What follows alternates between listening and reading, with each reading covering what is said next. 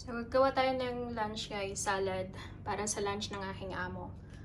Carrot, potato, beetroot, merong isang egg, merong peas, ito yung green peas. Ito, ano nga tawag dyan? Basta peas din. At saka, ano siya? Chicken. So, gawa tayong salad. Haluhaluin lang natin lahat.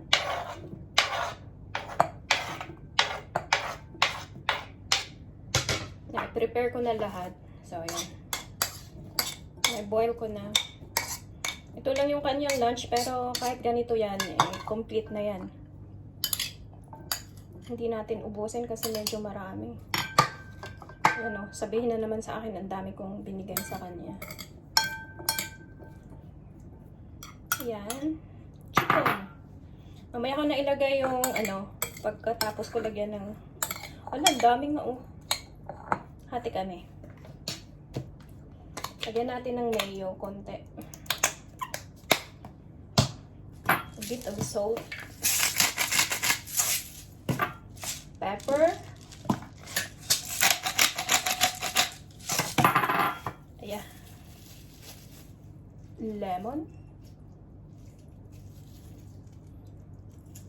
Mabilis pag ito, piniprepare ko na lahat. Halo-haluin. Kasi meron akong time.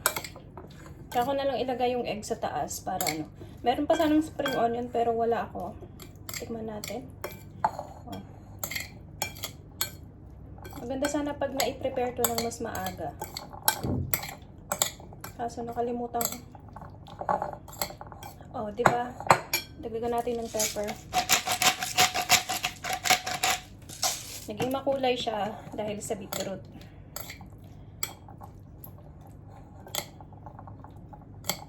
Yung amo ko si guys, very sa portion at saka sa kinakain. Kaya lagi niya akong dinadala sa dietitian.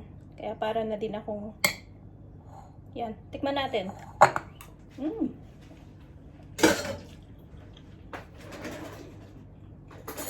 Ang sarap.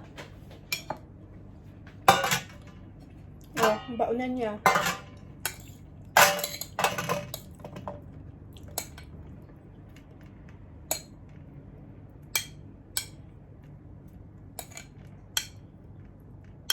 Reklamo na naman yan mamaya na sabihin marami na naman akong nilagay.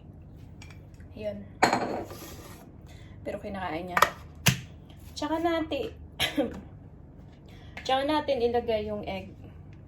Ayaw kasing nadudurog to kaya ilagay ko na lang sa taas. Ganun din naman. Importante kasi may egg para dagdag din sa protein niya. Kasi parang kalahating portion yung chicken. Ayan. So, ayan na siya, guys. Salad. Meron pa sana mga green yan, spring onion, pero wala ako. So, ayan.